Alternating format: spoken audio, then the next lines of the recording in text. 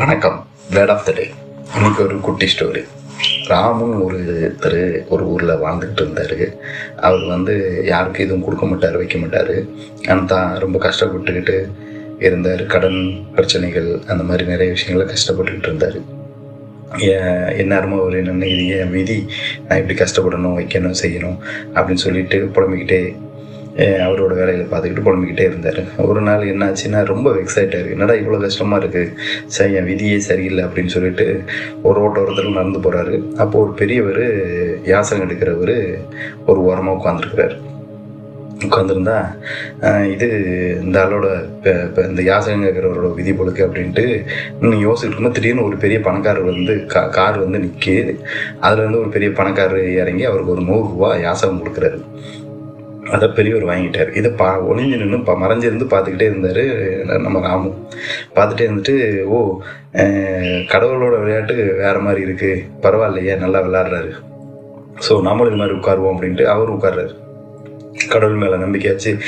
ஏன்னா அவருக்கு பிச்சை கொடுத்த யாசகம் கொடுத்த கடவுள் நமக்கு யாரையும் மூலமாவது நமக்கு யாசகம் கொடுக்க வைப்பார் அப்படின்ட்டு உட்காந்துட்டு அப்படி உட்காந்தா ஒரு நாள் ஆகுது, 2 நாள் ஆகுது, யாருமே அந்த வழியே போகிறாங்க வராங்க, யாருமே யாசகம் கொடுக்கல. இவருக்கு ஒரே டென்ஷன், ஏறிட்டு என்னடா 2 நாள் உட்காந்துருக்கோம், யாருமே நமக்கு யாசகம் கொடுக்க மாட்டாங்களேன்னு கடுப்பாகி கடவுளை பார்த்து ஒரே கத்து, கடவுளை என்ன நீ உனக்கு இப்படி பண்ணிக்கிட்டு இருக்க, நீ என்ன அந்த யாசகம் எடுக்கிற பெரிய ஒரு நியாயம் எனக்கு ஒரு நியாயமா, என்ன உன் விதி, என்ன உன் விளையாட்டு, நீ ஆள் பார்த்து தான் செய்கிற, ஆச்சு பிச்சுன்னு காட்டு மட்டும் கத்துறாரு. அப்போ கடவுள் ஒரு பெரிய ஒரு ரூபத்தில் அந்த பக்கமாக வராரு. வரும்போது என்னப்பா இப்படி கத்திக்கிட்டு இருக்க அப்படின்னு சொல்லி கேட்குறாரு. அதுக்கு நடந்ததெல்லாம் ராமு சொல்கிறாப்புல, வேதனையை சொல்லி இந்த மாதிரி இருக்க கடவுள் இது பண்ணிக்கிட்டு இருக்காரு, அவர் என்ன நினச்சிக்கிட்டு இருக்காரு அப்படின்னு சொல்லி பேசுகிறாப்புல.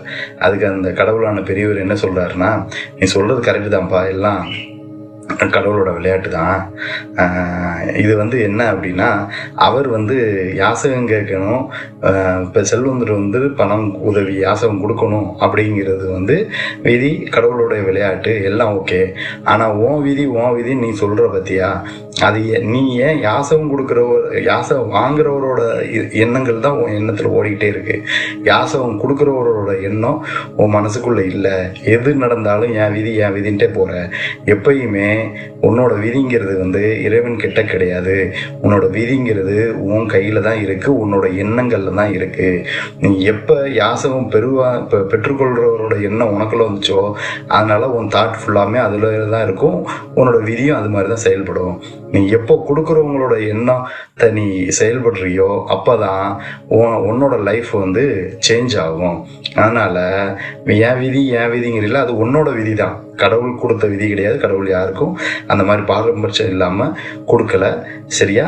அதனால் எப்பொழுது நாம் கொடுக்கும் எண்ணங்களை வளர்த்து கொள்வோமோ அப்பொழுது பெற்றுக்கொள்ளும் வரத்தை இறைவன் நமக்கு கொடுப்பார்.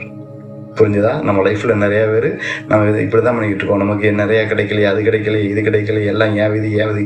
கண்டிப்பாக இது ஏன் விதினாலே அது நம்மளோட விதி தான். நம்மளோட விதிங்கிறது எப்போவுமே நம்ம எண்ணங்கள் உயர்ந்த சிந்தனைகளால் இருந்து நம்ம இது பண்ணோம்னா நம்மளோட விதியும் நம்மளால் மாற்ற முடியும். ஓகேவா? நன்றி, வணக்கம்.